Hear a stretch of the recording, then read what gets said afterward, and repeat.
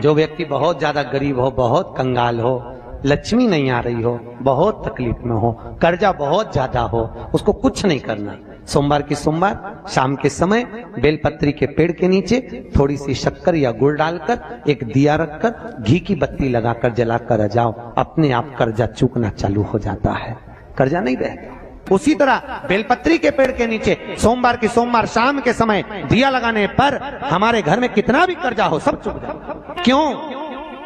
माता लक्ष्मी को मां भगवान शिव ने कहा था, लक्ष्मी तेरा विवाह मैं भगवान नारायण के साथ कर रहा हूं, तो नारायण के चरणों में तो रहेगी, पर एक बात याद रख, माता पार्वती के नयन अश्रु से प्रकट हुए बेलपत्र के नीचे शाम के समय पर तेरा निवास होगा। तो प्रतिदिन शाम के समय पर बेलपत्र के पेड़ के नीचे बैठकर नारायण की आराधना करेगी। जो तेरे नाम का दिया बेलपत्र के पेड़ के नीचे लगाएगा उसका घर संपदा से भर जाएगा। आज भी कहते हैं दीपावली के दिन रात्रि के 8 बजे से 9 बजे के बीच में पीपल के पेड़ के नीचे जो घी का दिया और सरसों के तेल का दिया लगाता है उसकी यहाँ संपदा की कमी नहीं आती। किसी के शरीर में बीमारी होती है कि पूरे शरीर में चट्टे पड़ने लगते हैं। हम निवेदन करेंगे 21 सोमवार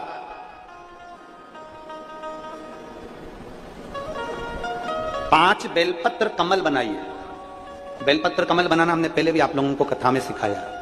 5 बेलपत्र लेना है, उसका कमल दल बनाना। कमल दल बनाने का एक जो बेलपत्र लेते जाते हैं उस बेलपत्र को हम डंडी से जोड़ते हुए चलते रहते हैं, मतलब उसको कमल की तरह उसकी पंखुड़ियों को गोल घुमाकर बेलपत्र को हम 5 बेलपत्र को जमा लेते हैं। जिसके शरीर में चट्टे पड़ रहे हो, व्हाइट स्पॉट पूरे शरीर के अंदर आ गया हो, या सोराइसिस जैसी बीमारी हो रही हो, या चमड़ी का कोई रोग हो गया हो, 21 सोमवार या 11 सोमवार प्रति सोमवार करिए। कमल दल बनाइए 5 बेलपत्र का। शंकर भगवान पे चढ़ाने से पहले अशोक सुंदरी वाली जगह पर उसका स्पर्श कराइए और भगवान शिव पर उसको चढ़ा दीजिए। 1 लोटा जल लेकर जाइए, साथ में खाली पात्र लेकर जाइए, खाली कटोरा। उस पात्र को जहां से शिव जी का जल गिरता है वहां उस पात्र को लगा लीजिए। शंकर जी पे धीरे धीरे कर कर वो जल पूरा समर्पित कर दीजिए। 5 बेलपत्र को लेकर आ जाइए और वो जल लेकर आ जाइए जो पात्र में भरा हुआ है। 5 बेलपत्र एक ही दिन में सुबह से लेकर शाम तक के बीच में 5 बार उस बेलपत्र को खाना है और उस जल को 5 बार में पीना है। धीरे धीरे जैसे जैसे सोमवार तुम्हारे बढ़ते चले जाएंगे वैसे वैसे वो सोराइसिस की बीमारी हो, चाहे चमड़ी का कैसा भी रोग हो, वो धीरे धीरे समाप्त होना प्रारंभ हो जाता है और वो बेलपत्र और वो जल काम करना प्रारंभ हो जाता है। बेलपत्र और जल काम करना प्रारंभ हो जाता है। बस उसका कमल दल बनना चाहिए। आगे आपको कमल दल बनाना, जम के बोलो जरा। जैसे एक बेलपत्री ली, दूसरी बेलपत्री लेंगे तो उसके दिशा चेंज करते जाएंगे, तीसरी लेंगे उसकी दिशा चेंज कर देंगे, चौथी लेंगे उसकी दिशा चेंज कर देंगे, 5वीं लेंगे उसकी दिशा चेंज कर देंगे। कमल की आकृति में उस बेलपत्री के भाग को घुमाकर रखा, फिर वो भगवान देवादिदेव महादेव को समर्पित करेंगे। एक आनंद की अनुभूति करा। तुम रुका जी का नाम लेकर आप अगर कोई से भी भाव, हम फिर निवेदन करेंगे जिस नारी को संतान नहीं होती सफेद आंकड़े की जड़ लेकर रजस्वला धर्म के 7वें दिन सफेद आंकड़े की जड़ को लाइए। शिव जी पे से तुमरुकेश्वर महादेव जी का नाम लीजिए। तुमरुका जी का 21 बार नाम लेकर घुमाकर नंदी के पास खड़े होकर लाल धागे में उसको कमर पर बांध लीजिए। शिव जी को रोज जल चढ़ाओ। मेरा देवादिदेव महादेव संतान जरूर देता है, वो तुमरुकेश्वर महादेव। तुमरुका जी ने कथा कहना प्रारंभ कर दिया।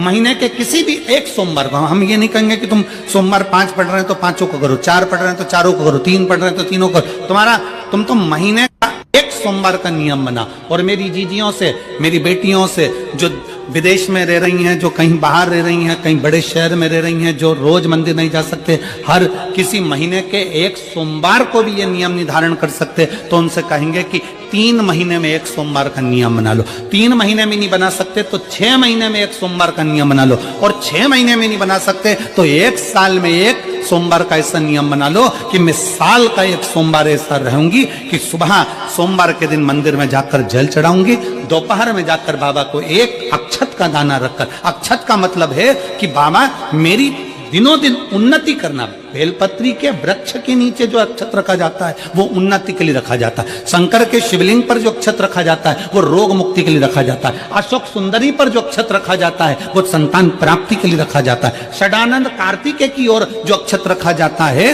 वह हमारे बच्चों की सुख समृद्धि के लिए रखा जाता है। विनायक की ओर, गणेश जी की ओर जो अक्षत रखा जाता है वह हमारे घर में कोई मंगल कार्य आ जाए उसके लिए रखा जाता है। और जो पीठिका होती है जिस पे शिवलिंग रखा होता है, पार्वती जी का हस्तकमल, उस पर अक्षत रखा जाता है तो नारी के अखंड सौभाग्य के लिए रखा जाता है। अक्षत रखने का भी तरीका है। एक चावल का दाना कहाँ रखा जाता है, क्यों रखा जाता है, कैसे रखा। अब कई लोग कहते हैं गुरुजी ये शिव महापुराण में आप ये नियम बताते हो, तरीका बताते हो। हम तो उनसे कहेंगे डॉक्टर के पास जाओगे तो डॉक्टर भी गोली लिखकर ये नहीं कह देगा कि ये सारी गोली एक साथ खा जा। डॉक्टर भी कहेगा ये गोली सुबह खाना है, ये गोली शाम को खाना है, ये गोली दोपहर में खाना, ये गोली भूखे रहकर खाना। बोलो सही है कि गलत है। ये रात्रि को खाना खाने के बाद खा लेना, ये खाना खाने के पहले, ये नाश्ते के पहले। और सुनो ये दवाई, ये वाली पीछे वाली जो दवाई लो ना इसको दूध से लेना, ये वाली जो दवाई लो ना इसको पानी से लेना। और सुनो ये डब्बी है इसको पानी में मिलाकर फिर पीना। दवाई लेने का भी तरीका है, उसी तरह शिव महापुराण में एक एक अक्षत का भी तरीका है और एक एक बेलपत्री का भी तरीका है।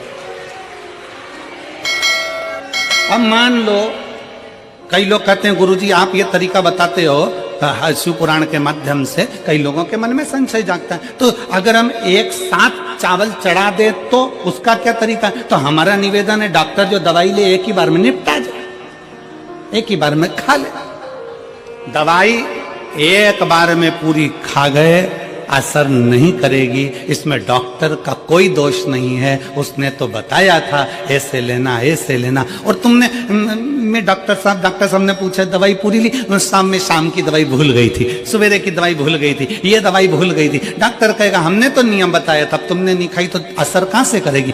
तुम असर कब करती है जब हम पूजन के तरीके को जान जाएं, जब हम अर्चना के तरीके को जाएं।